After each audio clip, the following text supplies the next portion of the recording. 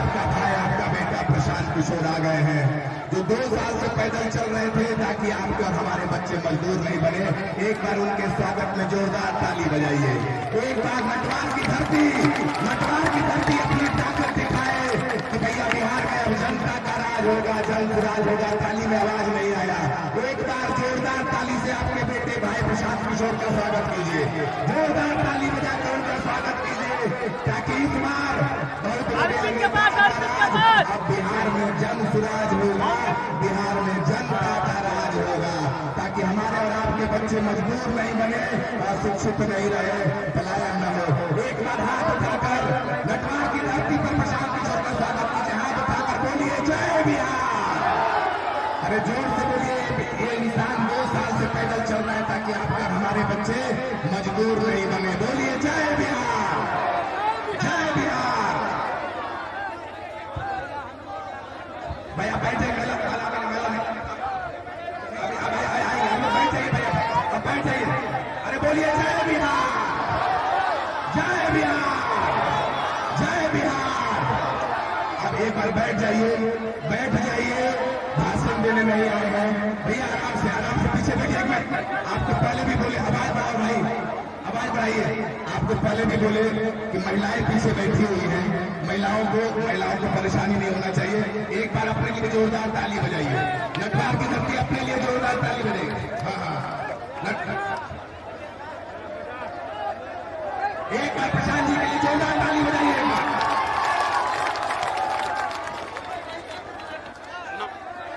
अरे यार वही नहीं चलता है।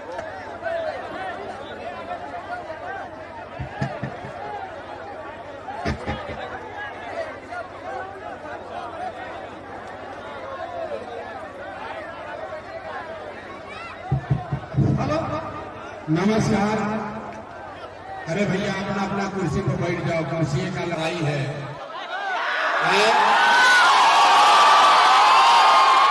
एक बार नेता लोग कुर्सी पर बैठ जाता है तो उठवे नहीं करता है। जनता इतना बुर्बक है, कुर्सी मिला छोड़ के खड़ा हो। अरे भाई बैठो, कुर्सी पर बैठिए, बैठिए मेरे भाई, प्लीज बैठ जाइए। आपका हाथ जोड़ रहे हैं कुर्सी पर। जिसको कुर्सी मिला है बैठ जाइए, जिसको नहीं मिला इधर किनारे आ जाइए। इधर किनारे जगह, इधर आ जाइए, धक्का मत कीजिए भाई। महिला लोग दब जाएगा, इधर आइए। अरे युवा साथी लोग इधर आइए, महिला लोग दब जाएगा, इधर आइए। थोड़ा इधर आइए, बढ़ो यार, पीछे चलिए, पीछे बैठिए। अरे बैठो यार। एक बार अब हो गई हल्ला, हो गई। मैंने पूरा दम लगा के, एक बार पूरा दम लगा के अपने माँ बाप और पुरखों की इस जमीन के लिए हम बोलेंगे जय बिहार। आप सबको बोलना है जय जय बिहार, जय बिहार। अब पीछे के आदमी सब झारखंड में रहते हैं भैया, पीछे जो खड़ा बा सब झारखंड में रहता। पूरी ताकत से एक बार बोलेंगे जय बिहार, सबको बोलना है जय जय बिहार। ए भाई सेटिंग के बदलो में अच्छा पीछे हटिए, थोड़ा पीछे हटिए ना, पीछे हटिए। लोग पीछे बैठा उसको नहीं दिख रहा, साइड हो जाइए। ए भाई हटो, हटिए हटिए। जय बिहार, जय बिहार। तो हमरे नाम हो प्रशांत किशोर, हम नेता ना है। अब कहता नहीं सकारे, शांति से रहो यार। अब हो गया जोश, अब जोश हो गई। अब बात सुनिए, हमारा ही नाम है प्रशांत किशोर। आप लोग यहाँ पर आए हैं कि बरसात के मौसम में इतना उमस है, इतने भीड़ में आप बैठे हैं। आप मुझे मेरी बात कहने का अवसर दे रहे हैं, इसके लिए आपका सबका शुक्रिया अदा कर रहे हैं, आपका तहे दिल से धन्यवाद कर रहे हैं। हमारे मंच पर बैठे हुए जितने साथी हैं, मंच पर बैठे हुए जितने साथी हैं, आप सबका भी इस सभा को ऑर्गेनाइज करने में आपने जो मदद की है उसके लिए भी आपका धन्यवाद कर रहे हैं। सब कोई घर से आइल बा कि सोच के कि कोनो बिहार में नया दल बनल बा जन सुराज, ओकर नेता को आवता प्रशांत किशोर। आई हम नेताजी बताई हाँ कि हमने के चुनाव चिन्ह झोला छाप स्कूल के बस्ता अब सब लोग आप लोग हमको वोट दीजिए, तो जीत कर हम लोग आएंगे तो बिहार में, नटवार में, कैमूर में, दिनारा में बड़ा काम करेंगे। तो भैया अब हम कोई काम ना करें, हम नाली गली नहीं बनवाते हैं, स्कूल अस्पताल का भी बात नहीं करते हैं, किसी का कोई मदद नहीं करते हैं और वोट भी नहीं मांगते। दारू ज्यादा पी लिए, बैठो अस्थिर से, दरोगा जी बैठो, नपा जाओगे, शांति से रहिए। वोट नहीं मांगते हैं। वोट काहे नहीं मांगते हैं? अरे भाई, वोट मांगने वाला तो हर 1-2 वर्ष पर आपके यहाँ कोई ना कोई आता ही है। जो आया यही कहा कि हमको वोट दे दीजिए, हम आएंगे तो जीत के आपका सब काम कर देंगे। यही सुन सुन के आप और हम जीवन भर से वोट दिए जा रहे हैं। पहले 40-45 वर्ष तक हमने के सब आदमी मिलके कांग्रेस के जितैनी जा, फिर 15 बरस गरीब के बेटा लालू जी को राजा बनाया गया। अभी 20 वर्ष से नीतीश बाबू कुर्सी पर बैठे हैं। दिल्ली में हमने आपने मोदी जी को भी जिताकर देख लिया। आपके बच्चों का, बिहार के बच्चों का जीवन नहीं सुधरा। तब आए हैं कोई प्रशांत किशोर, अब आई बाराम प्रशांत किशोर, रउआ हमार बात सुनो, हमरा पर भरोसा करके वोट दे, तो एकर का गारंटी बा कि जीतला के बाद हम रउआ संगे धोखा ना करो?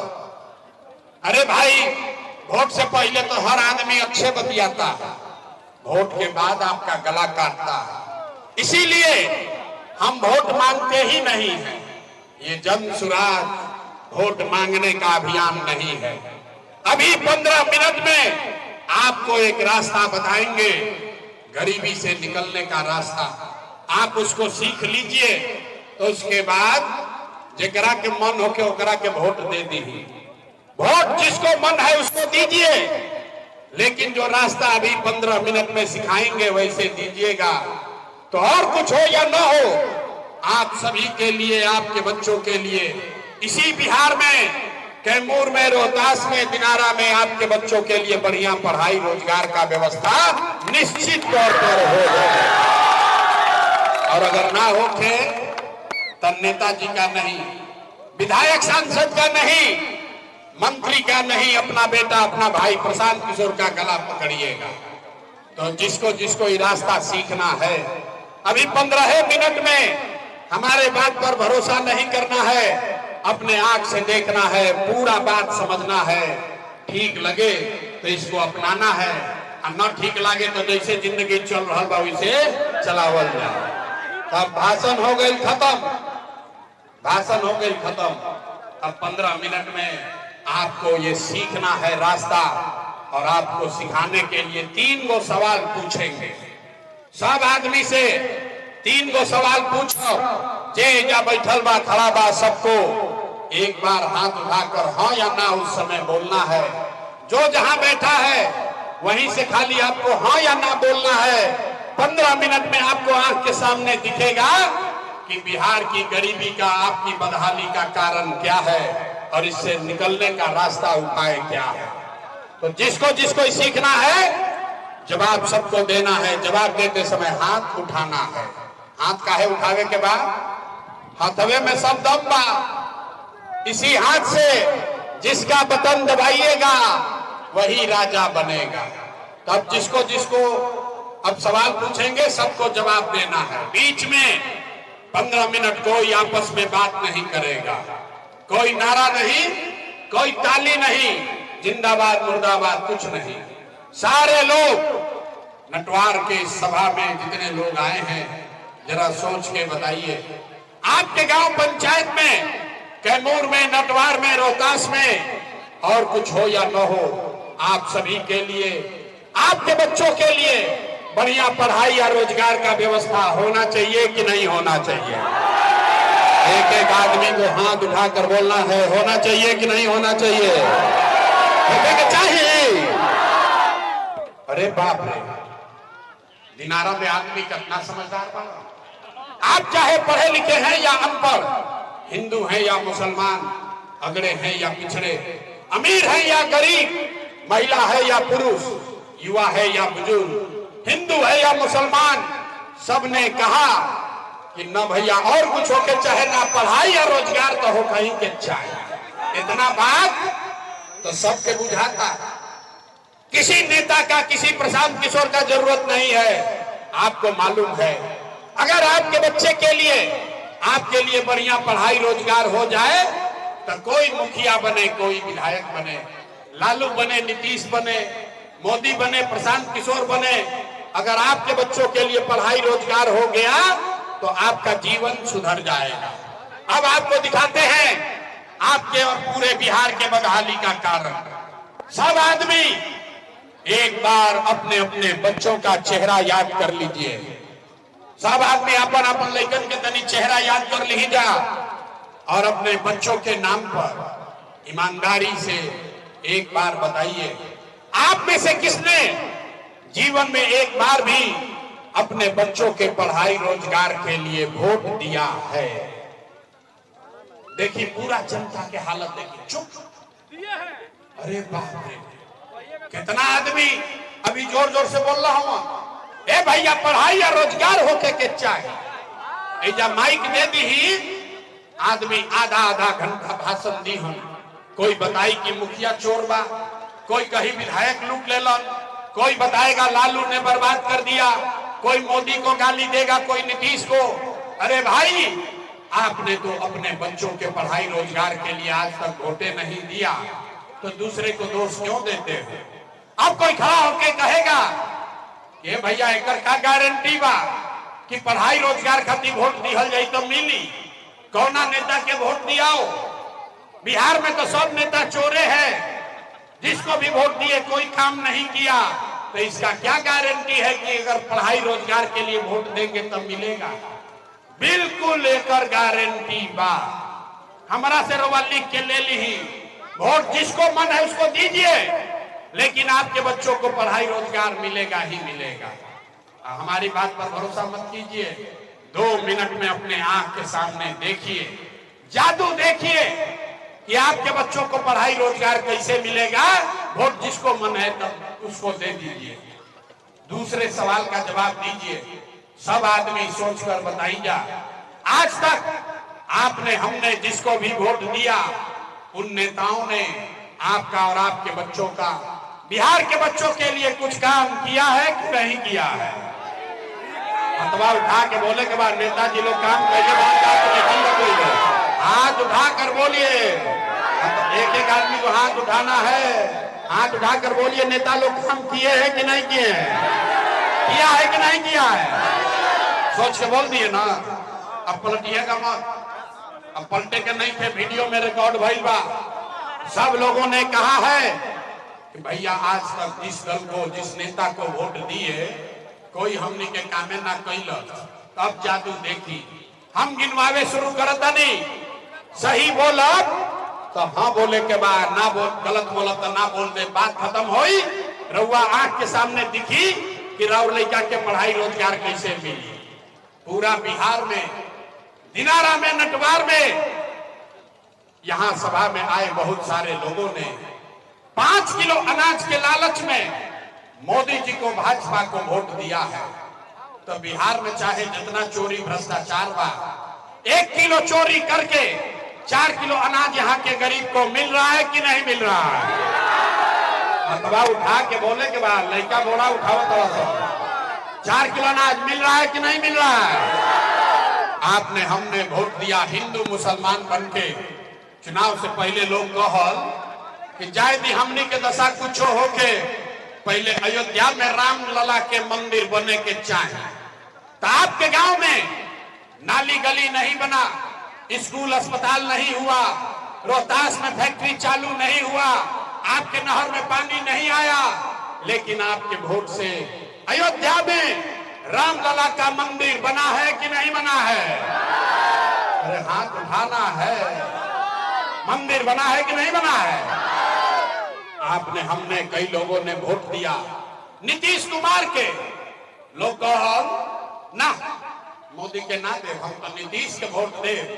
हमारा बिहार में पानी, बिजली, सड़क चाहिए, लालू जी के जंगल राज रहे तो बिहार में बिजली पानी सड़क नहीं था, तो नीतीश कुमार के राज में इसी भ्रष्टाचार वाले बिहार में बिजली का बिल 1000 आए चाहे 2000, घरे घरे बिजली आया है कि नहीं आया है?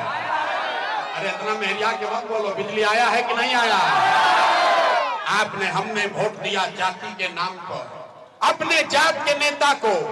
बिहार में आदमी कहेला जी ही चाहे मर जाए अपना जाते वाला के वोट दे, तो भैया राउर जात के नेता जीत के गईलन, राउर लैकन के पढ़ाई रोजगार का बात उसने नहीं किया, लेकिन जाति का बात और जाति की गिनती जनगणना पूरे बिहार में कराया है कि नहीं कराया है? आपने हमने वोट दिया सिलेंडर के लालच में मोदी जी को। सब लोग कहल जब सिलेंडर पर खाना बनावल जाये तो सिलेंडर के दाम 1000 हो कि 1200, घरे घरे सिलेंडर बटाई बा कि नहीं के बटाई? अरे मोदी जी झूठो प्रचार कर दो, हथवा उठा के बताओ सिलेंडर बटा है कि नहीं बटा है? आपने हमने वोट दिया मोदी का भाषण सुन के कि मोदी जी ने गुजरात में बड़ा विकास किया है, तो भैया मोदी गुजरात में तो विकास कर रहे हैं, पूरा देश का पैसा ले जाकर गुजरात के गांव-गांव में मोदी फैक्ट्री लगा रहे हैं और पूरे बिहार से, रोहतास से, कैमूर से, दिनारा से आपके हमारे बच्चे गुजरात में जाकर नौकरी मजदूरी कर रहे हैं कि नहीं कर रहे हैं? ए भाई तो कौना बात पर वोट देनी जाकी नहीं थे मिलो। अभी तो आपने अपने बच्चों के नाम पर कहा कि भैया जीवन में अपना बच्चा के पढ़ाई रोजगार के लिए वोट नहीं दिए। यही बात बताने आए हैं, वोट नहीं मांगते हैं, यही जादू दिखाते हैं। बोइएगा बबू तो आम कहां से खाइएगा, वोट दोगे 5 किलो अनाज के लिए तो रोजगार कहां से मिलेगा, वोट दोगे जाति के नाम पर तो आपके बच्चों के लिए पढ़ाई कहां से होगा? मेरे भाई आपने अनाज के लिए वोट दिया, अनाज आपको मिल रहा है। आपने मंदिर के लिए वोट दिया, अयोध्या में मंदिर बना है। आपने बिजली के लिए वोट दिया, इसी बिहार में घर घर बिजली आई है। आपने जाति के लिए वोट दिया, जात का चर्चा घरे घर चल रहा है। आपने सिलेंडर के लिए वोट दिया, घर घर सिलेंडर बट गया। आपने मोदी के गुजरात के विकास के लिए वोट दिया, गुजरात में विकास हो गया। बिहार के लोगों ने अपने बच्चों के पढ़ाई रोजगार के लिए वोट नहीं दिया, इसीलिए पूरा बिहार का बच्चा अनपढ़ और मजदूर बन गया। यही बात बताने के लिए आए। वोट न मांगते, 5 साढ़े 5 हजार गांव में पैदल गए। आप रुआ जाता नहीं बाबा धाम, 5 दिन आप जाते हैं बाबा धाम, आपका हाथ पैर फूल जाता है। हम 2.5 बरस पैदल चले, 5000 गांव गए। हर गांव में जाकर एक के बात बोलते हैं, लोगों को हाथ जोड़ रहे हैं। मेरे भाई, अगर आप अपना और अपने बच्चों का चिंता नहीं करोगे तो कोई नेता कोई दल दुनिया में कोई आपके बच्चों की चिंता नहीं करेगा। काहे करी भाई? जब रहुआ अपन लड़का के चिंते नहीं थे तो लालू, नीतीश, मोदी, प्रशांत किशोर आपके बच्चे का चिंता क्यों करेगा? अब अभी आपको दिखाते हैं कि आपको अपने बच्चों की चिंता है कि नहीं है। फिर गरीबी से निकलने का एक मंत्र सिखाएंगे। सब आदमी अंतिम सवाल जरा सोच के बताइए, और कुछ हो या ना हो, आपको अपने बच्चों की चिंता है कि नहीं है? एक एक आदमी के हाथ उठावे के बाद हाथ उठाकर बोलिए, अभी कलाई खुली। हाँ, अभी दिखाई पाई ना सामने से? हाथ उठाकर बोलिए, अपने बच्चों की चिंता है कि नहीं है? है? अरे जोर से बोलो, है? इतना सब इतना खून चूस लिया है कि मुंह में आवाजें नहीं है। बोलो, बच्चों की चिंता है कि नहीं है? हाथ उठाकर बोलिए, न तो बात आगे ना बढ़ेगा। हाथ उठाकर बोलिए, बच्चों की चिंता है कि नहीं है? है? पूरा का पूरा नटवार के लोग सबका सब झूठ बोल रहा, सारे लोग झूठ बोल रहे हैं। हम आपके मुंह पर कह रहे हैं, आपके गांव में आए हैं मार्केट में, आपके मुंह पर कह रहे हैं, सबका सब झूठ बोल रहा है। आपने कहा कि आपको आपके बच्चों की चिंता है। मेरे भाई, हम अभी आपके बाजार में आए हैं, रास्ता में आपके इलाके के, आपके जवार का अगर 100 गो बच्चा मिला है, 100 बच्चे मिले, आधा से ज्यादा आपके जवार के बच्चों के शरीर पर शुद्ध कपड़ा नहीं है। आप जाके किसी गांव में देखिए, यहां सभा में जितने बच्चे हैं देख लीजिए, ज्यादातर बच्चों के पैर में इस बरसात में भी एक हवाई चप्पल भी नहीं है। लोग से पूछो था नहीं, ए भाई अपना लड़का के का हाल कैले बड़ो, कम से कम एगो चप्पल काहे निकल खरीदो। लोग कहता है कि भैया इतना गरीबी है, इतना परेशानी में है, इतना महंगाई है, कहां से कपड़ा पहनाए, कहीं से चप्पल पहनाए। अरे मेरे भाई, जिन नेताओं ने आपका बिहार का ये हाल कर दिया कि आधे से ज्यादा बच्चों के शरीर पर कपड़ा नहीं, पैर में चप्पल नहीं, खाने के लिए भरपेट भोजन नहीं, आपका बच्चा बीमार पड़ता है तो दवा डॉक्टर अस्पताल नहीं, वही नेता अभी 3 महीना के बाद आएगा यही वोट मांगने, तो जितना लोग हाथ उठाए थे इसमें से ज्यादातर लोग जाति के नाम पर 500 रुपया के लालच में मुर्गा भात खा के 2 पाउच पर सौदा करके लालू के डर से मोदी और मोदी के डर से लालू का नारा लगाकर इन्हीं हाथ से, इसी हाथ से उस नेता का बटन दबाकर आप उसको राजा बनाओगे और यहाँ कह रहे हो कि हमको बच्चों का बड़ा चिंता है। अरे भाई, अपने बच्चों के नाम पर झूठ बोल रहे हो तो आप नहीं भोगिएगा तो कौन भोगेगा? बच्चों की चिंता क्या होती है अगर समझना है तो एक बार लालू जी को देखिए। लालू जी के अपन लइकन के चिंता बा। लालू जी के लइका 9वां पास ना कैलन, लेकिन लालू जी के चिंता बा कि हमार लइका बिहार के राजा बनो। हम ये बात कहता नहीं तो कुछ आदमी के बुझाता कि हम लालू जी के शिकायत करता नहीं। अरे ना रे भाई, हम तो लालू जी का तारीफ कर रहे हैं। लालू जी इतने अच्छे बाप हैं, लड़का 9वां नहीं पास किया लेकिन चाहते हैं कि वो बिहार का राजा बने। आप अपना दशा देखिए, आपका बच्चा मैट्रिक पास कर लिया, आईए बीए कर लिया, उसको चपरासी का भी नौकरी नहीं मिला, लेकिन आपको उसका कोई चिंता नहीं है। आप तो जात का झंडा उठाकर घूमे जा रहे हैं। गांव में चलते हैं, पूछी लाए भाई केकरा के वोट देले रहो, आदमी कहता है मुखियाली भाजपा के देले रहे। पूछे काहे? सुनिए बिहार के लोगों का दुर्दशा। पूछे भाजपा को वोट काहे दिए थे? बोला मोदी जी का सीना है 56 इंच का, मोदी जी के सीना में 56 इंच के सब मियां जी लोग के मार के भगा दी हम, पाकिस्तान के 4 गो टुकड़ा कर दी हम। देखिए बिहार के लोगों का दुर्दशा। यहाँ नटवार के गांव में, दिनारा के गांव में बैठ के रउआ ही बुझाता कि मोदी के सीना 50 इंच बा कि 56 इंच, लेकिन बिहार भर के राव रापन लइकन के थैला बिगैर सीना सिकुड़ा के 15 इंच भइल बा। ई रउआ नइखे बुझात रे भाई, तो कैसे सुधार होई? कैसे सुधार होई? आदमी कहता ने भैया कोई विकल्प ना रहे, अब रउआ आइल बानी, रउआ आगे आगे चली, रउआ हमनी के गर्त से निकाली, बिहार के सुधारी, हमनी के सब राउर साथ दियल जाए। हम आपको बोल रहे हैं हाथ जोड़कर कैमरे पर, एगो प्रशांत किशोर को छोड़िए, अगर 10 को प्रशांत किशोर आ जाई हम, तब भी बिहार नहीं सुधर सकता। जब तक आप नहीं सुधरिएगा तब तक कोई बिहार को नहीं सुधार सकता। बिहार में आदमी के सुधार ही के नहीं थे। 5 बरिस बैठ के आदमी नरक के जिंदगी जियता। जहां गांव में चल जाए, ए भैया इधर नाली गली नहीं थे, ए भैया पढ़ाई नहीं थे, ए भैया बड़ा भ्रष्टाचार बा, ए भैया जियल मुहाल बा, घर नहीं थे, पढ़ाई नहीं थे, रोजगार नहीं थे, दवा दारू नहीं थे। और जैसे ही चुनाव आई कि सब बात भुलाई, वोट के दिन ए भाई हमारा जात के खड़ा बा, चल अब क्या लिए उनके के वोट दिया। वो नेता चोर है, बदमाश है, डकैत है, आपका और आपके बच्चों का लूट कर ले गया है, लेकिन अपना जात का है तो उसी का जाकर बटन दबाओगे। तो कैसे सुधार होगा आप बताइए। और लोग कहता है भैया बिहार में सुधार होके के चाहे। अरे भाई यहाँ के लोगों को सुधरना नहीं है, हम जानते हैं।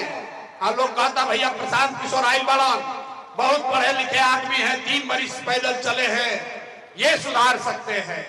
हम आपको कह रहे हैं ये सुधरने वाला नहीं है। यहाँ हम गांव में जाता नहीं, आदमी कहता भैया बड़ा भ्रष्टाचार बा।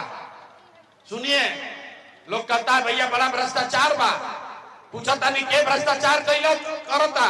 कदे भैया मुखिया नाली गली नहीं खन बनावत, राशन कार्ड में 2-2.5 हजार रुपया मांगत, इंदिरा आवास तो मिलते नहीं थे, 20-25 हजार घूस लागता। तनी याद करी 3 बरिस पहले मुखिया के चुनाव भई, जब मुखिया के चुनाव रहे तब 500-500 रुपया लेके वोट बेचनी रहुआ, मुर्गा भात खा के वोट देनी जात के नाम पर रहुआ, 2-2 गो पाउच पर वोट के सौदा कैनी रहुआ। तो राउर मुखिया विधायक चोर ना होई हम तो हरिश्चंद्र होई हम रे भाई। बिहार के आदमी के इतना दुर्दशा बाकी उनका चोरियों नहीं थे करे आवा। अरे जिस मुखिया विधायक को 500 रुपया के लालच में जात के नाम पर मुर्गा भात खाकर वोट आप देते हैं, वही जब जीत कर आता है आपके और आपके बच्चों के हलक में उंगली डाल के 10,000-20 हजार घूस लेता है और आप बाप बाप चिल्लाते हैं कि बिहार में बड़ा भ्रष्टाचार है, कैसे सुधार होगा। तो हमको मालूम है हम कतनो चिकर ली ऐजा के आदमी सुधरी हम ना, इसीलिए आपको एक रास्ता अभी बताएंगे, उस रास्ते को सीख लीजिए, उसके बाद अपने जात वाले को वोट देना है उसी को दो, लेकिन कम से कम इस रास्ते से दीजिएगा तो आपका सुधार होगा, आपका गरीबी खत्म होगा। इस बार एक संकल्प, एक रास्ता आप याद कर लीजिए, जिसको भी वोट देना है दीजिए, लेकिन एक संकल्प लीजिए, एक बार जीवन में संकल्प लीजिए कि जिन नेताओं ने बिहार को लूटा है, आपका और आपके बच्चों का हक मारा है, आपके पेट पर लात मारा है, बिहार का ये दुर्दशा किया है, वो आपके गांव का है या जात का, आपके दल का है या विचारधारा का, उसको वोट नहीं देना है। तो अगर सब आदमी सहमत है, ताली नहीं के बजावे के, ताली ना बजवाई, ताली बजावे के बारी अभी आवता। सब आदमी अगर बात से सहमत है तो हाथ उठाइए, एक एक आदमी पीछे तक हाथ उठाइए और बताइए जिन नेताओं ने बिहार को लूटा है उसको वोट देना है कि नहीं देना है। अरे भाई जोर से बोलो, देना है कि नहीं देना है। आपके जाति का होगा तो दोगे कि नहीं दोगे? आवाज नहीं आया, दीजिएगा कि नहीं दीजिएगा? हिंदू मुसलमान करेगा तो दोगे कि नहीं दोगे? 2,000 रुपया देगा तो दीजिएगा कि नहीं दीजिएगा? नहीं दीजिएगा। अरे हम तो जाने थे कि नटवार का आदमी होशियार है, बड़ा बुर्बक है। अरे भाई राउर पैसा कोई चोरी करके लूट के ले गई, अब वापस आके दी तो लिहल जाए कि ना लिहल जाए? लिहल जाए ना। तो आप बताइए, पिछला 5 वर्ष में राशन कार्ड बनाने में आपसे घूस लिया है कि नहीं लिया है? जोर से बोलिए, राशन कार्ड बनाने में घूस लगा है कि नहीं लगा है? बिजली का बिल गलत आ रहा है कि नहीं आ रहा है? थाना में पुलिस वाला लोग पैसा ले रहा है कि नहीं ले रहा है? बीडीओ ब्लॉक में जमीन के दाखिल खारिज में पैसा ले रहा है कि नहीं ले रहा है? गाँवे गाँव घरे घर 100 रुपया के शराब 300 रुपया में बेचा था कि नहीं क्या बेचा? बेचा था। अरे शराब बिक रहा है कि नहीं बिक रहा है? अरे भाई तो 5 बरिस हमनिए के पैसा लूट के ले गया है, और वही में से आके 1,000-2,000 देगा तो पैसा अपने है, पैसा लेना है। लेकिन पैसा लेने के बाद गरीबी से निकलने का एक मंत्र याद कर लेना। इस बार एक संकल्प लीजिए, गरीबी से निकलने का संकल्प लेना है। एक बार जीवन में एक बार जब आप वोट दीजिए तो ये संकल्प लेकर जाइए, इस बार वोट किसी नेता के लिए नहीं, किसी दल के लिए नहीं, जात के लिए नहीं, हिंदू मुसलमान के लिए नहीं, 5 किलो अनाज के लिए नहीं, नाली गली के लिए नहीं, मंदिर मस्जिद के लिए नहीं, लालू नीतीश मोदी प्रशांत किशोर के लिए नहीं। जीवन में एक बार वोट एक बार वोट अपने अपने बच्चों के लिए देना है, बिहार में शिक्षा और रोजगार के लिए देना है। ताली नहीं के बजावे के, अब हाथ उठाकर मुट्ठी बांध कर संकल्प लीजिए। अगर सब लोग सहमत होके तो हाथ उठाइए, पीछे तक देख रहे हैं जो खड़ा बा उकरो हाथ उठावे के बाद अब जोर से बताइए, अपने बच्चों के लिए वोट देना है कि नहीं देना है? अपना लइकन खातिर वोट देवे के बाद कि नहीं के देवे के? लइकन खातिर देवे के बाद कि जात खातिर देवे के बाद? आधा आदमी को बुझाया नहीं, संकल्प ले लेनी। अब सभा से निकल के जाई तो पूछे भैया लइकन के वोट देवे से का होई? ये तो बताइए ना कैलन कौना दल के वोट देवे के बाद। हम आपको दिखाते हैं जादू कि आपके बच्चों के लिए वोट देने से क्या होगा। आपने मोदी का चेहरा देखकर वोट दिया तो चाय बेचने वाले मोदी देश के राजा हो गए। आपने लालू जी का चेहरा देखकर वोट दिया तो भैंस चराने वाले लालू यादव 30 बरस से बिहार के राजा हैं। आपने नीतीश कुमार का चेहरा देखकर वोट दिया तो वैद का लड़का नीतीश कुमार 20 बरस से आप पर हम पर शासन कर रहे हैं। एक बार अपने भाई अपना बेटा प्रशांत किशोर का बात मानिए, एक बार अपने बच्चों का चेहरा देखकर वोट दीजिए। आपके वोट में इतना ताकत है, आपके बच्चे भी बेरोजगार नहीं रहेंगे। अब अगर बुझा गई तब अब हाथ उठाएं, अब फिर से संकल्प दोहराइए। सब आदमी हाथ उठाएगा, मुट्ठी बांधेगा और सब लोग बोलिए अपने बच्चों के लिए वोट देना है कि नहीं देना है? बच्चों के लिए देना है कि जात के लिए देना है? बच्चन खातिर देवे के बाद कि नहीं के देवे के? देवे के बाद झूठ नहीं ना बोल रहे हैं। तो अगर रुआ झूठ ना बोलने का हाथ नीचे करिए, अब ताली बजावे वाला बात बोलो। अगर आपने झूठा संकल्प नहीं लिया है तो लिख के ले ली।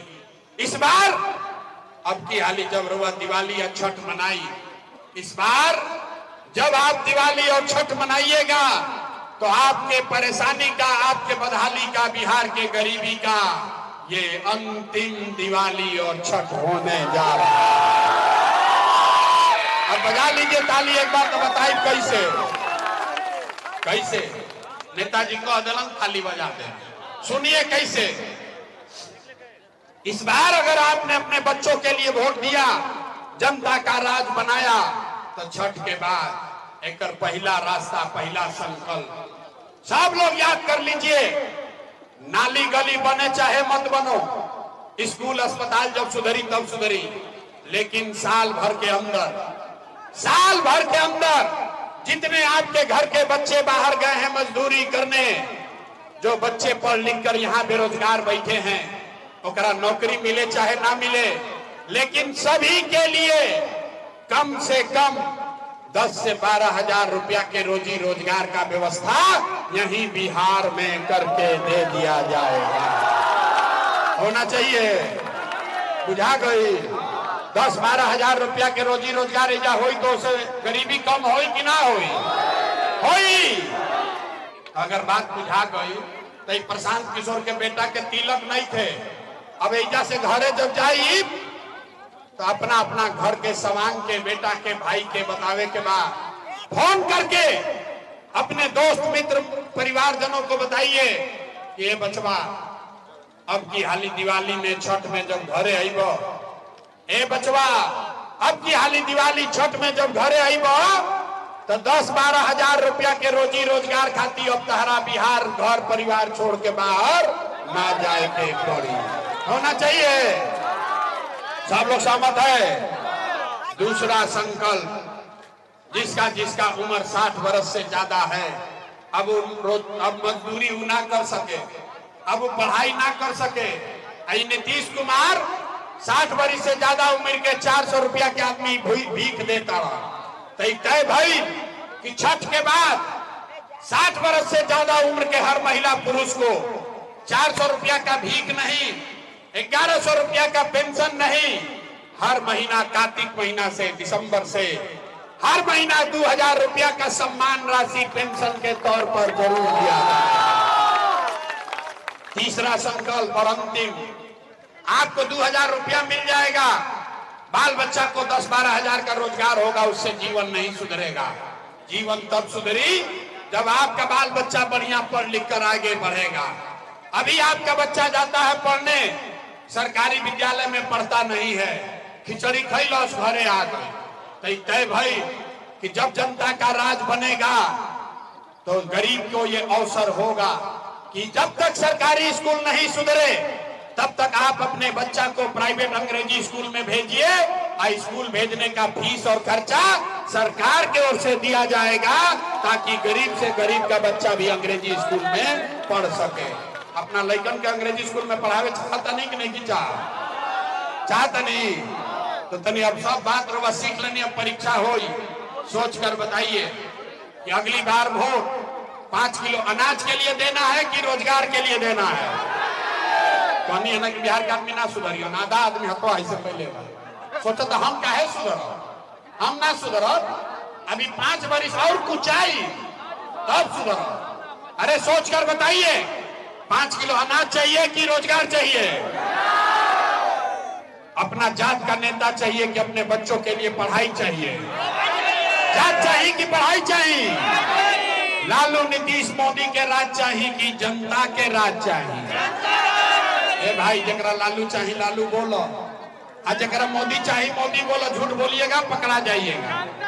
सोच कर बोलिए, लालू नीतीश मोदी का राज की जनता का राज? देखो कहनी ना कि बिहार के आदमी ना सुधरिए, देखो हाथ देखो कितना आदमी हथवा नीचे गए।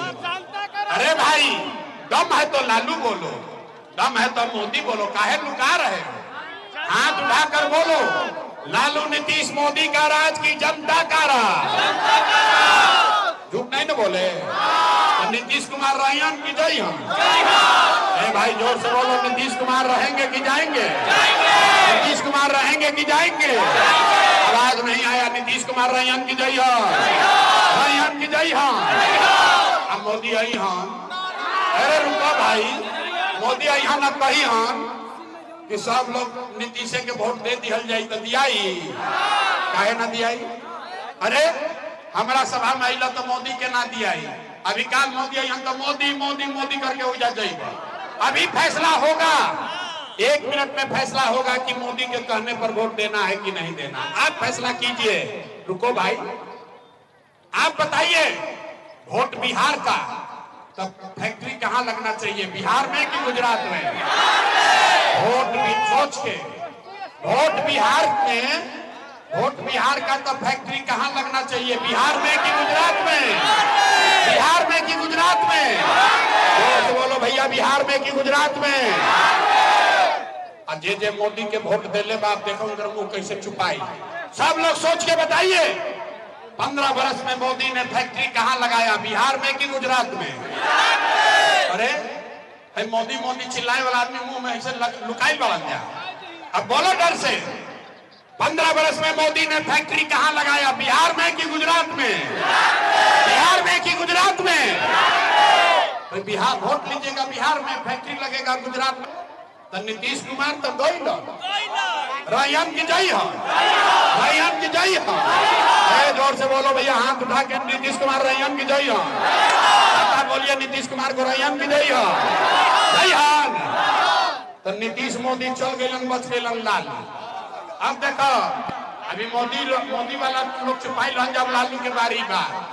ए भैया कोई के लालू के ललटेन चाहिए?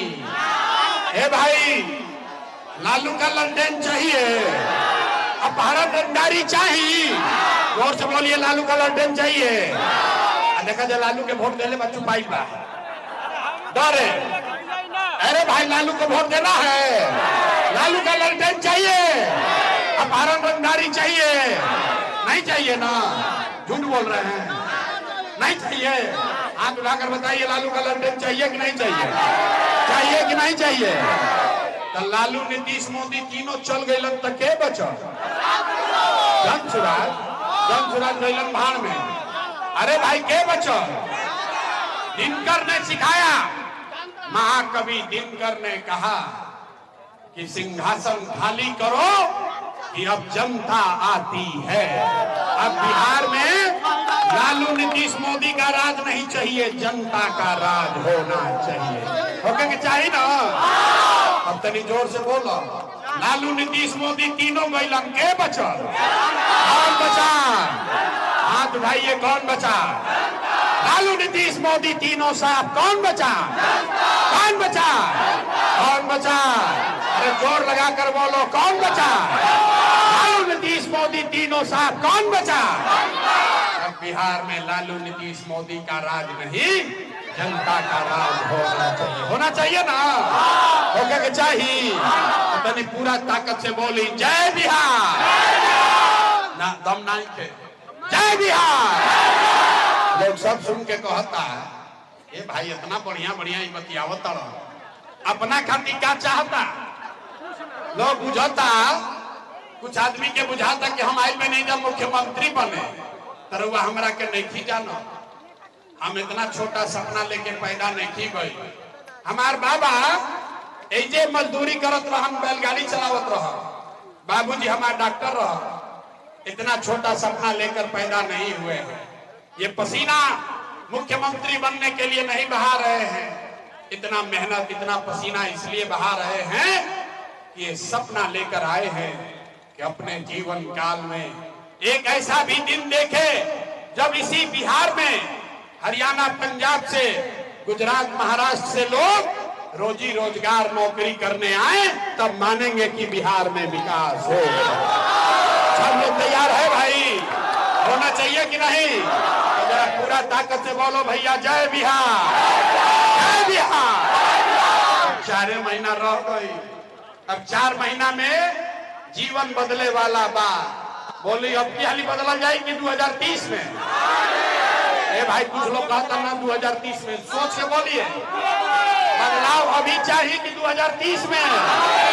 अभी चाहिए कि 2030 में? तय हो गई तो हम लोग से वोट मांगनी ना, पैसा चंदा हम ली ना।